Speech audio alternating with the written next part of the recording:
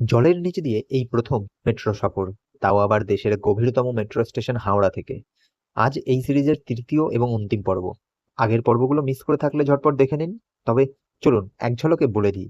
গত 4 ফেব্রুয়ারি 2026 মুর্শিদাবাদ থেকে আমার সফর শুরু হয়েছিল। উদ্দেশ্য ছিল মাশরুম ডেলিভারি। কল্যাণী থেকে শ্রীরামপুর হয়ে যখন হাওড়া পৌঁছলাম তখন ঘড়িতে রাত 8টা। সারাদিনের খাটুনির পর গঙ্গার তলা দিয়ে সেই প্রথম মেট্রো যাত্রা ছিল এক অদ্ভুত শিহরণ।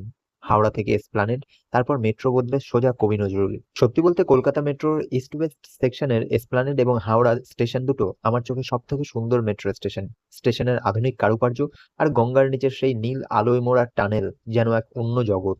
সেই রাতে আর বাড়ি ফেরা হয়নি। মামাবাড়ি আর পিসিবাড়ি ঘুরে পরের দিন একরাশ অভিজ্ঞতা নিয়ে মুর্শিদাবাদ ফিরেছিলাম।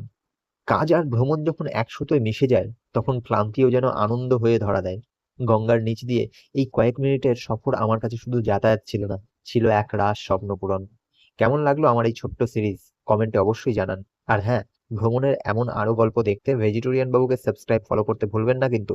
ভিডিওটা ভালো লাগলে লাইক কমেন্ট শেয়ার করে ছড়িয়ে দিন বন্ধু বান্ধবদের মাঝে। দেখা হচ্ছে পরের ভিডিওতে। সবাই ভালো থাকুন, সুস্থ থাকুন।